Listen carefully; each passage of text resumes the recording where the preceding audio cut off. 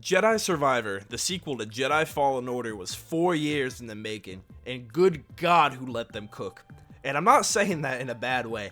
I'm saying that in a holy shit this game is awesome kind of way. To be honest, that 4 years went by really fast, even though there was only 2 other Star Wars games released in that time gap, aka mid and good. But Jedi Survivor is amazing. Whoever played Fallen Order had their expectations thrown out the window because everything that has to do with the plot in this game was out of nowhere and a complete change from the first game. And it works. It works really well. Now, before the video starts, I just want to say I will not be covering any of the technical problems with this game, and that's because I didn't experience any on PS5. I know people are having a lot of problems with the game technically, and if you think my rating is a little higher than others, it's because I'm not putting any of the glitches or frame rate issues into account, because I didn't have any. So with that being said, I hope everyone enjoys the video. To recap a bit, Fallen Order really felt like Star Wars. The main character, Cal Kestis, fought against the Empire 5 years after Order 66 in order to find himself and who he is. He also meets Grease, Seer, Mirren, and BD-1 who all help him along the journey, creating a family of main characters. Then the Vader cameo at the end was the little cherry on top that just shot the game up from good to great. You would think they made the safe move and do more of the same, Cal fighting the Empire to get the Vader, or fight more Inquisitors, but no. Instead, this game focuses on the High Republic, the new Star Wars era that Disney made a few years back. Now, the High Republic hasn't really been favorited by the fans, mostly because it's only existed in the books, and the stories aren't really that good. But this game may be the start of the High Republic actually being good, because the story this game tells of Jedi frozen in time for 200 years just to be unfrozen and turn Sith is awesome. Jedi Survivor really shows a drastic difference between the Jedi 200 years ago compared to the present. Dagan Gera is the main antagonist of Jedi Survivor, and his goal is to go to this lost planet called Tanalorr and complete his mission of building an order for himself. He obsessed over this planet forever, and even killed the Jedi of his time who opposed him.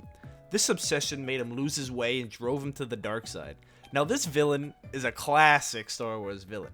Some dude who didn't get what he wanted and decided to throw a temper tantrum about it by killing everyone. Now, I just gotta say, his character design is fucking awesome. He only has one arm and dual wields using the Force. Like, bro, that alone makes him likable. If you don't think that, then you're just fucking weird. But on the topic of random characters just appearing, Eno Cordova, the Jedi who helps guide you through the Force in the first game, kinda just shows up and reveals he's been with Seer in the past 5 years between games. And I'm not gonna lie, I thought his ass was dead. But instead we get a solid few scenes with him until bingo, he dies.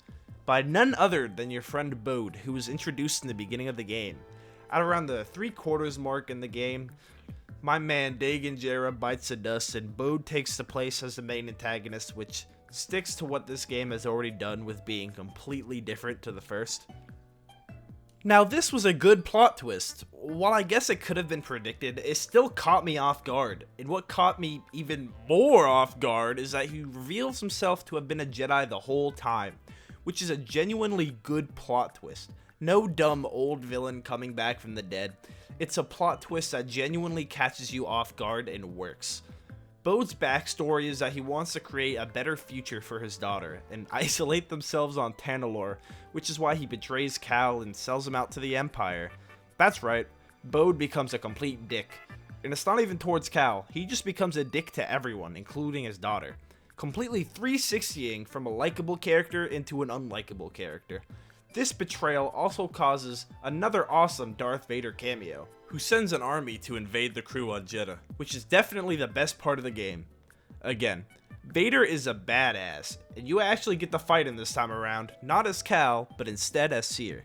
And as you could have guessed, she does not walk out of there alive, but it is probably the best fight in the game, which takes place directly after you play as Seer, taking down the Empire, which might be equally as cool.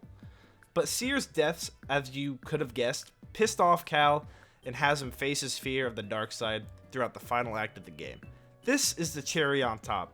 It's what turns Cal from a young Jedi into a man. It also creates for some badass scenes and gameplay segments.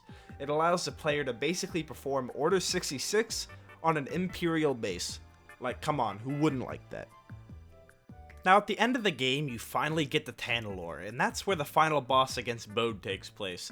It's not as good as the Trilla fight in Fallen Order, but it's still fun. And again, using the dark side against them was badass and forms the question of if that's what the next game will be about, which I mean, it probably will be. Kinda built it up at the end.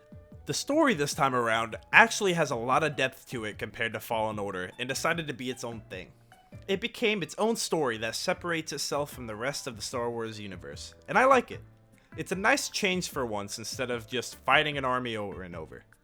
Instead, the Imperial army gets sidelined for a plot of a lost planet, and it truly is nice. This is the direction a Star Wars project needs to go in order to get their own identity, instead of latching on to the Skywalker saga.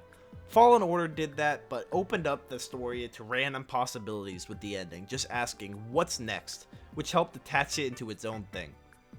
They also try to do that to the gameplay by adding both crossguards and blasters. While the developers kept the Souls-like combat, they made it a little more diverse from the first game. The cross-guarded lightsaber adds more of a heavy attack, while the blaster gives the player a long-ranged form of combat that helps in a lot of situations. And I mean, a lot. With the parkour and movement, it has stayed mostly the same, with some new ways to solve puzzles being added, along with riding animals. While they don't add too much diversity to the gameplay, it's always better to change it up in these smaller ways rather than not changing it at all and being lazy. Jedi Survivor is amazing. It has to be one of the best games of the year, at least in my opinion. We all know Spider-Man 2 will be on top, but this will be a close second in my books. Unless a game from the gods surprises me out of nowhere, you never know. The only negative I'd have to say, for some sections it just dragged on for what seems to be way too long, but I don't care. The story makes up for it, and I usually don't give games ratings, but I'm feeling up to it this time, you know? I'll give Jedi Survivor a solid 8.5 out of 10. If any of you agree or disagree, let me know in the comments. Thank you all for watching my May the 4th special. I hope all of you have or had an amazing day. Thank you for watching, and goodbye.